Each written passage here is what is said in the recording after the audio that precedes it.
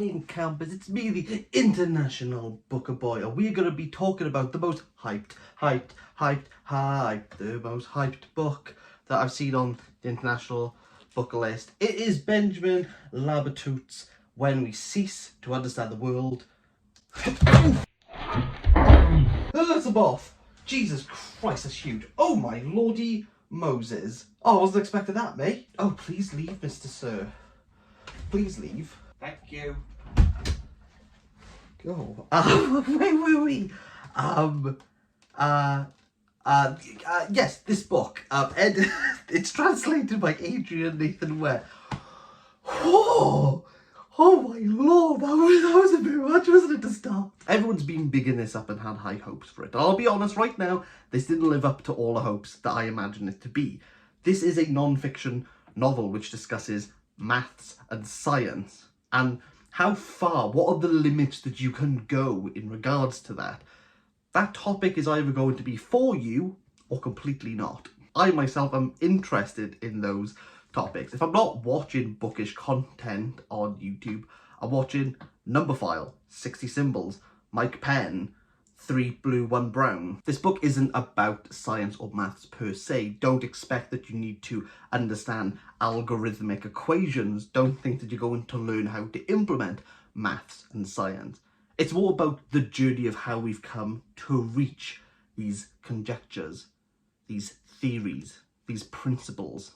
That's what it's about, and we revolve around the people behind them. We start this book in quite a frenzied way, where Hermann Goering is writing to his family from the trenches, asking for more Pervitin, a drug which William Burroughs describes as like heroin, and he constantly writes letters, just signing, please can you send more? Can you send more? And to the end, we get just, please can you send more? Codependent on this drug, people are trying to wean Goering off because he's about to stand trial for gassing millions of Jews in the war. And Goering crushes a cyanide pill in his mouth and kills himself. From here we spiral out, learning about how Alan Turing also bit an apple which he injected with cyanide. And we look at how cyanide has interacted with people and places. And one predominant place where it came up was on the walls of Auschwitz.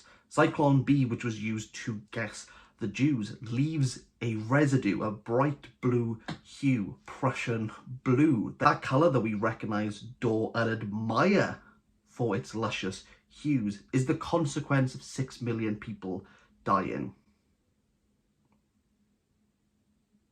Have a think about that. Pause and have a think about that. Because this is what we're going to discuss with this book. Stemming from a singular pill, we are going to ricochet down to the subatomical level. We're actually going to go past that in this book. We're going to talk about the creator of quantum mechanics, theoretical, the abstract, things that we don't even know, some things that we think we know what's going on, but we can't prove it. What's the limit of our understanding of science? We're going to spend some time with some well-known, well-established and well-respected scientists. Einstein, Heisenberg, Grothendieck, Bose, Schrödinger. People who were inventing, people who were coming to the forefront of science. Labatut is being quite clever with how he's structuring this. As we meet people and the further abstract we go with their notion, the further we get into their psyche, their consciousness, what makes them tick. At times this does just feel like a personal essay and love letter towards these scientists, towards these great minds. Sometimes it reads like a Wikipedia article or a think piece or an opinion piece. All of it's rooted in historical fact. The more complex and the more abstractions that take place in the maths and the science. How do you prove A plus B equals C? What is an electron? Can you even measure an electron? What's going on between the space between the nucleus and the electron? What's going on within? What's going on outside? What's happening in the spaces that don't exist yet? That's where Labatut gives freedom to his writing. where we see the fictional elements, the retellings, the imagination come through.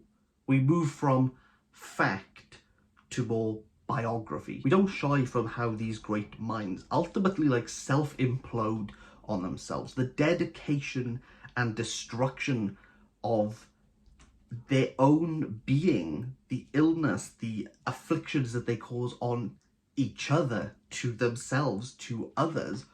We never shy away from that. All these great minds are cursed by them, be that long hours, be that isolation, be that wanting to destroy your work, just giving up completely on your career. What is the ultimate cost of furthering and developing a field?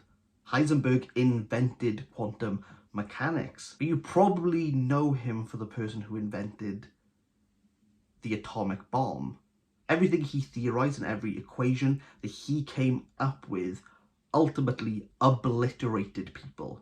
These great advancements are sandwiched between the two great wars. Schwarzschild was able to come up with his singularity principle, what we know as the black hole, by looking at mortar bombs in the trenches, being completely engrossed of how do you simplify it to its core mathematical principles, and how do you put that into practice? How do you theorize where that goes? Gaggle of the greatest minds go to Oxford to discuss Moshe Zumi's blog post, where he gives a proof that has not been proven that A plus B equals C, and they just don't understand it. It's so far gone from the tradition, from the understanding, from the notation, that people just don't get it. They've reached the limit of their understanding. They cease to understand what is going on, and we cease to understand what the world is, like, what it hangs on. Everything around us is held together in these equations. If we're wrong, everything will fall apart. Despite what we have learned about the scientists and their discoveries, their punishments, the crimes that they have committed, what happens in the last chapter takes a different turn of events. The Spanish title of When We Cease to Understand the World is Un Verdader Terrible, which in English translates to roughly a terrible greening. And this is what we see in the end chapters of The Night Gardener. We're not invested in the scientists anymore.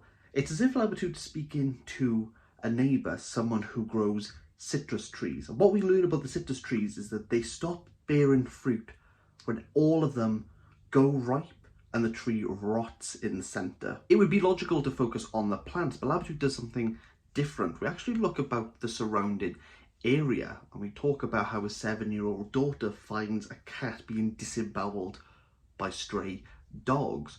Why is that happening? We're not entirely sure. Has it got anything to do with the citrus trees around them? Again, it's not entirely sure. Cause and effect are not exactly coexisting habitually. But the question that we want to know is, when will the citrus tree die? And the narrator wants to ask the night gardener. His neighbour's dead at this point, so the advice he gets is, take an axe, cut into it, and you'll see on the inside if it's rotting or not. You'll see the poison swelling inside. That's the only way you know if it's going to be beneficial or not. To prune, to maintain, to love this plant, to see if it yields anything. In order to do that, you have to kill it. These last few pages just stand out for me. Yes, they're short and they're very brief, but they have to follow the grandeur of the Nobel Prize, where we have the scientists meet in a room and actually debate each other. The end, what is given at that end section, would finish this book off perfectly.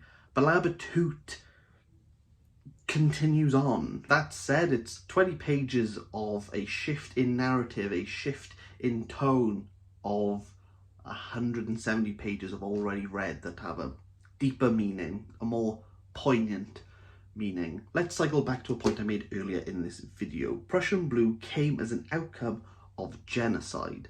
A lot of these discoveries have come from destruction, from war. from death. They're all products of death. Even at the end, the citrus tree gives off a bountiful harvest at the moment it is going to die. The question that rises here is, how do we push human limits without limiting humans? People are most likely suffering over that question. All of this sounds interesting, but to be honest, my attention was waning with this. I kind of knew where I was gearing up to, because this is based solely in historical fact with a few elements, a few glimpses of imagination, bar the end part that is completely away from the truth. If you had someone who reads Bill Bryson, Brian Cox, and you were looking for like a Christmas present, like this would be something to give them. This would be something to give them, because it doesn't feel like fiction. It doesn't feel like it's doing anything new. It doesn't feel as though it's pushed its limits. For me, this is a 5 out of 10. I am sweltering in this room because I am refusing to open the window after last night.